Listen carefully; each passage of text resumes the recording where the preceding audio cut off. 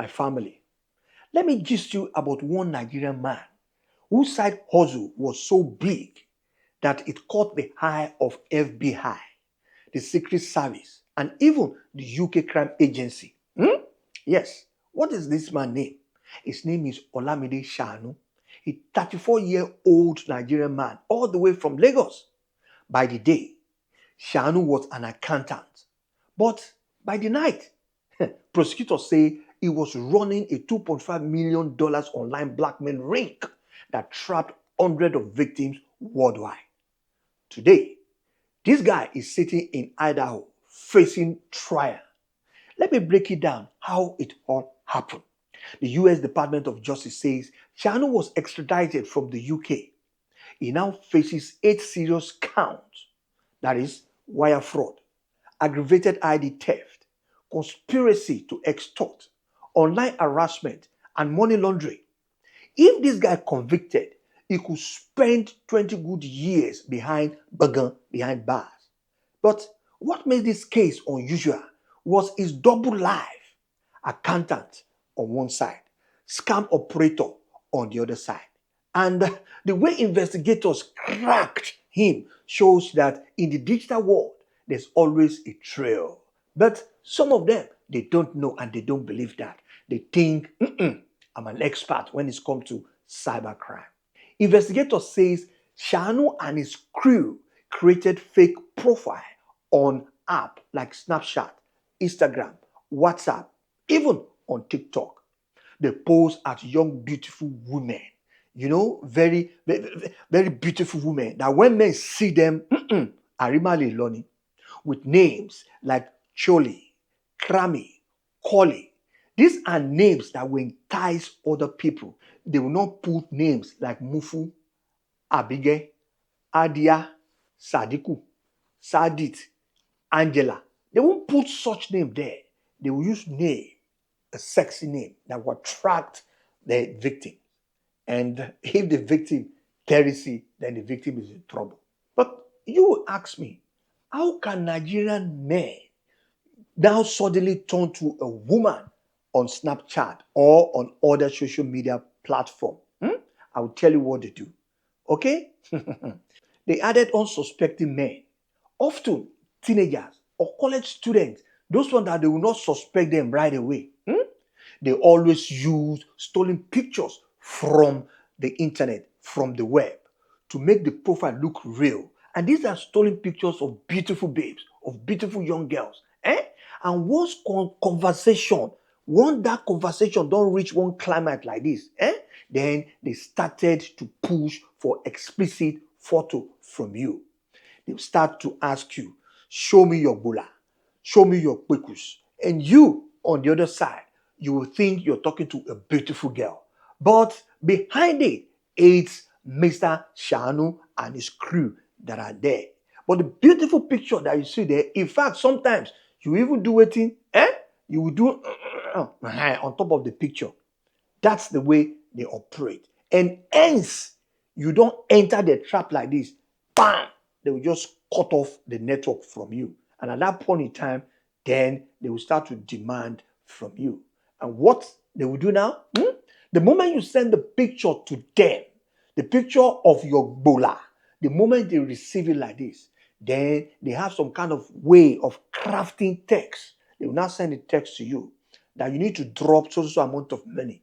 Otherwise, they will blast the picture to your followers, to your family, even to your neighbor, that they will spread the picture to them. And you, small boy from school, you're naive. You wouldn't want that to happen. You wouldn't want your parents to see it. Not even your followers, not even people on your platform, not your friends and lovers. What would you do? You will strive to make sure that you pay the money that they ask for. That's why you see some students, they will be working at some supermarket. But the money is not going to them. They will use the money at the end of the week or at the end of the month. They will use it to pay people like Shanu, because the Shanu, they are ready to blackmail them with the Bola picture or with the Kwekus picture. That's how they operate. Court papers shows ruthless messages like the message that they will send to you, the crafted one. I quote, I have your photos and I'll send them to your family if you don't cooperate.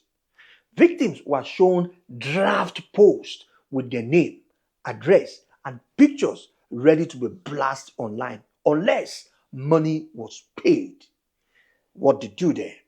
They will send you a draft. Say, look, this is sample of what I'm going to push out there to your family and to your friends, except you pay so amount of money. One Idaho student paid about $1,000 before breaking down, and then he went straight to his mother and explained everything to mama.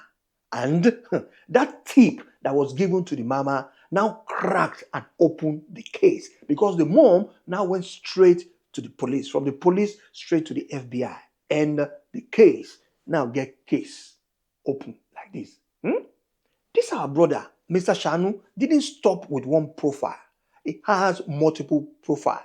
He ran several at once. If one account was blocked, another one will pop up immediately with same threat but different name. Sometimes he even hacked real account. He will swap them with Nigerian phone numbers and kept pushing and pushing and pushing them to people. Investigators says the group even shared script among and within themselves, and the script known as copy and pasta. And this is where they teach others exactly how to run the same scheme. This wasn't just one man freelancing. It looks like an organized Yahoo boys operation with playbook and recruits. They have a playbook, it's like Bible, and they recruit people into that organization. That's how they operate there. Victims were told to send payment through Venmo or similar app like PayPal. But Shanu didn't collect the money directly himself because the guy is smart. Sometimes money was laundered in another victim's account first. That person under pressure of Shanu and under his beck and call. That person had to forward it into crypto wallet for them.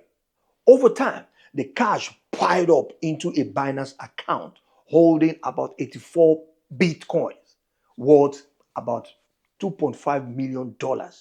But remember, crypto isn't fully anonymous, but they don't know that. There's always a trail behind.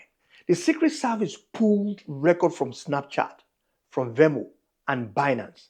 The same IP addresses logging into fake accounts were also used for the Binance wallet. And that Binance account was also registered with Shanu's Nigerian passport and Gmail. Investigators now got access to Shanu's Gmail. What do you think? They subpoenaed them. And they found personal photos and school records that match his ID. The fake women, the crypto wallet, and the real man in Lagos, all connected to Mr. Shanu. And bro, these people that they work, when they won't get you, they will get you. One teenager was even forced to send $300 every single Friday to Mr. Shanu. He paid about $1,500 before realizing that this thing will not stop, because they told him that until the money hits $10,000 before it will be off hook. His account was also used to funnel other victims' money. In total, more than 200 people worldwide were targeted by these people. Beyond the money, the scar now ran deep. Humiliation, anxiety, broken trust. Many victims struggle with same, and some couldn't even trust online relationship again. That's the hidden cost of this scam. Once the money trail was clear, the US moving, but Shanu was already in the UK. On Jayoloba, he was flexing. Summertime, London, call. The FBI, the DOJ, Department of Justice, and the UK's National Crime Agency, they all work together kakaraka like this. London police now arrested him in November 2023. After nearly 2 good years in their custody, he was now extradited straight to Idaho. He spent 2 years for UK under the law enforcement agency there. This was one of the first major Yahoo boys indictment in years. And it took 3 countries working hand in hand together before they got this our brother. In Nigeria, $1,000 can equal several months' salary for a graduate.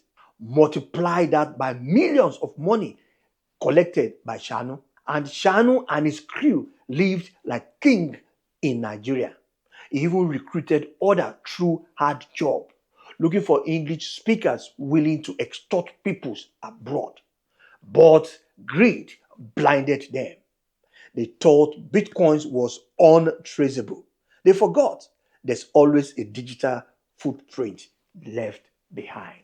So that's the gist. A Lagos accountant, fake online women, hundreds of victims, $2.5 million laundered through crypto, and finally, an international extradition. The story shows how far this trap can reach, but also how law enforcement agents can connect the dot. Family, let's take this as a warning. Don't share private images online. Be cautious of sudden online friendship. And if anyone threatens you, don't panic. Don't pay any dime to that person. Please save evidence and report them sharp sharp to law enforcement agency. Then they will take it up. By this, we can clear them off our society. This is African Black Ghost TV. Share this gist to warn others. Subscribe for more stories and check the pinned comment for simple online safety tip. Till I see you in the next video, please subscribe.